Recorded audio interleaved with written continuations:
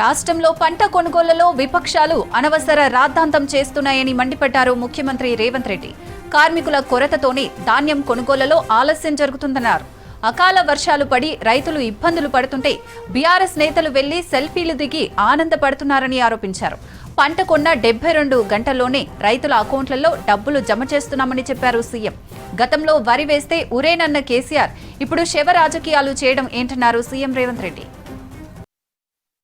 మీరందరూ ఉరేసుకున్న ఆయన సిగ్గు లేకుండా రోడ్ల మీద తిరుగుతుంటే మీరు చూపిస్తున్నారు.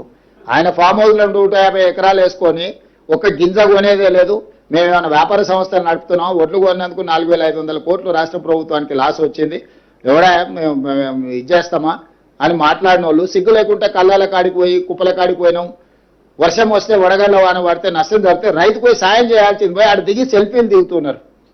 రైతు చచ్చిపోతే ఆ కుటుంబానికి సానుభూతి చేసి గతంలో 1000 కోట్లు కొల్లగొట్టిన దాంట్లోకెళ్ళి ఆ కుటుంబానికి 2 లక్షలు 5 లక్షలు ఏమైనా ఆర్థిక సహాయాన్ని అందిస్తారని ఎవరు పల్లికలు ఇస్తారు. పోయి వాళ్ళ శవము వాళ్ళు చనిపోయి వాళ్ళ కుటుంబం దుఃఖంతో ఏడుస్తుంటే పల్లికలు ఇచ్చుకుంటే ఫోటోలు దిగి చూసిరా రైతు చచ్చిపోయినారు. రైతు చచ్చిపోయిన చూసేది ఏంది? అందరికీ తెలుసు కదా. దొంగ సొమ్ము అంత ఉంది, కొంచెమన్నా వాళ్ళకి ఇవ్వచ్చు కదా. అసలు ఏ మాత్రము మానవత్వం కానీ మనిషికి ఉండాల్సిన కనీస విలువ కానీ అసలు మనుషుల్లాగానే బిహేవ్ చేయట్లేదు టీఆర్ఎస్ వాళ్ళు. కంపేర్ చేద్దాం 10 సంవత్సరాలు ఏ ఇయర్ అయినా మేము ఒక సీజన్లో ఉన్న దాంట్లో ఎంత ఉన్నారో లెక్క తీద్దాము. గతంలో 6 నెలలు పట్టేది సివిల్ సప్లైస్ కార్పొరేషన్ డబ్బులు ఇవ్వడానికి, ఇప్పుడు 72 గంటలలో రైతు ఖాతాలో మేము వేస్తున్నాము. మన దగ్గర హమాలీలు తక్కువ ఉన్నారు. మనకు సీజన్లో బెంగాల్ నుంచి వచ్చి హమాలీ పని చేసే వాళ్ళు ఎక్కువ ఉన్నారు. ఆ రాష్ట్రంలో ఎన్నికలు ఉన్నందుకు కొంతమంది వాళ్ళ రాష్ట్రం వెళ్ళారు.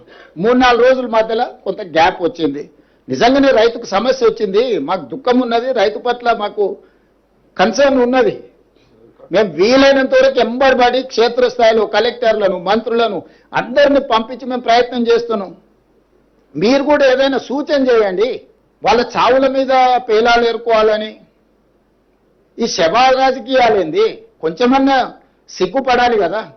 ఒరేస్తే ఉరేసుకుంటారని చెప్పిన వాళ్ళు ఒరేసుకుంటే ఉరేసుకున్నట్టే మేము కొనమని నిక్కచ్చిగా మేమన్నా వ్యాపార సంస్థ నడుపుతున్నాం, మేము కుదరదని మాట్లాడిన వాళ్ళు సిగ్గు లేకుండా ఈరోజు అడ్డమైన మాటలు మాట్లాడుతున్నారు.